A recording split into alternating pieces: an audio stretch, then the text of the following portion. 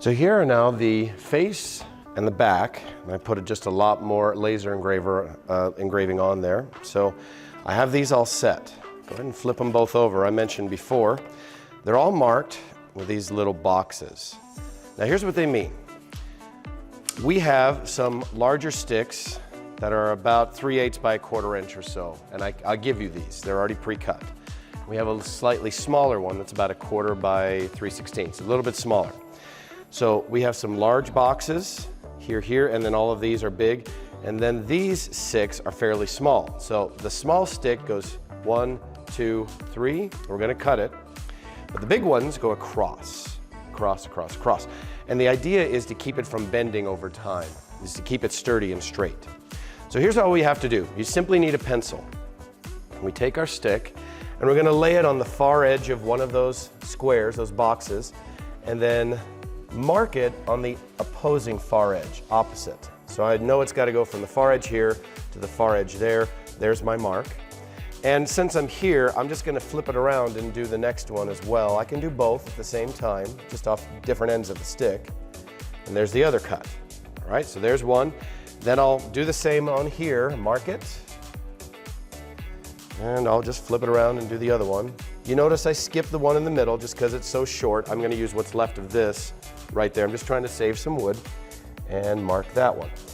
And these are so tiny, I would not use a chop saw. They'll tend to just rip and shred, and pieces will go flying. So simply go to the bandsaw and cut them off.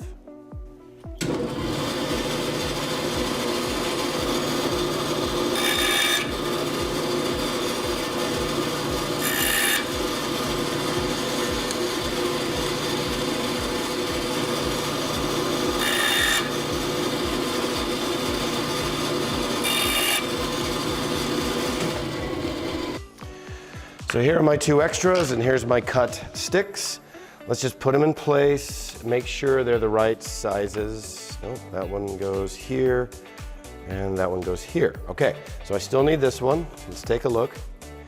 And this one is cut. It's about 1/16 of an inch short, but I'm lucky. This one works perfectly, so I'm just gonna leave that for that one. Now I do the exact same routine with this, and you're gonna put it on the end of the boxes there and mark the other end. Flip it around, do the same thing. And again, I'll go back to the bandsaw with what's left in the middle and mark my 3rd one until I get all 3 of those cut.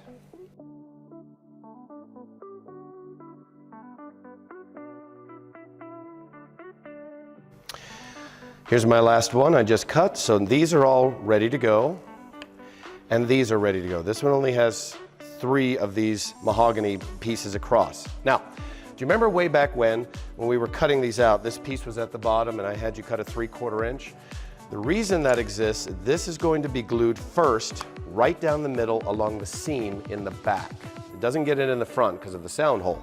But along the back, we're going to glue this down. The trouble is we don't know how long this has to be to make sure the edging or the sides fit correctly. So we need our sides taken out of the clamps where it was before and put it on top. We take the sides that were in the double thick mold, we're going to set it right on top. Now from here I can see clearly the box that was drawn here and the box that was drawn here. Your job is to center it on those boxes, left and right this way and top to bottom this way. So I simply eyeball it as close as I possibly can. That's pretty close. That's about right there. Okay. Then I like to trace it. And I only do that so I can put it back in quickly. And I don't have to redo this lining it up thing. There we go.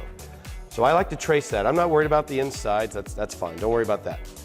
Okay, now I can pull this off, and I need to cut this to fit from the inside of that line I traced to the inside of this line I traced. And it's okay to be a hair loose. I'd rather be too loose than too tight. If it's too tight, it's gonna bow, it won't fit. So we want it to sit flat. So again, simply take this over to the bandsaw and cut it straight. If you're worried about cutting straight, then use a square to get a straight line. But like I said, we can just sand the end a little bit to make it nice and straight, make sure it fits.